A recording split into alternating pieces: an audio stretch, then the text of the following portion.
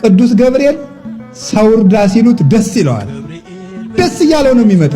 እውነቴን ነው የምነግራችሁ። ደስ እያለው ይቀርብ። ደግሞ ደስታ ታድሎታል። ቅዱስ ገብርኤል ትልቅ ደስታ ተሸክሞ ይመጣል።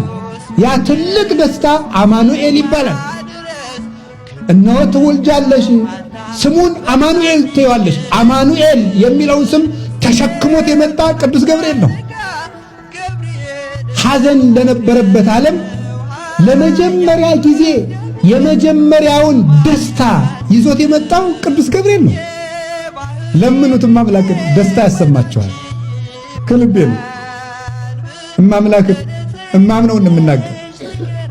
ቅዱስ ገብርኤል የደስታ መልአክ ነው። መልአከ ሰላም ነው ቅዱስ ገብርኤል። አትፍሩ የሚል ፍርሃት የሚያርቅ መልአክ ነው። ዘካርያስ አትፍራ አለው። ፍርሃት ያርቃል፣ የተቋጠረ ይፈታል።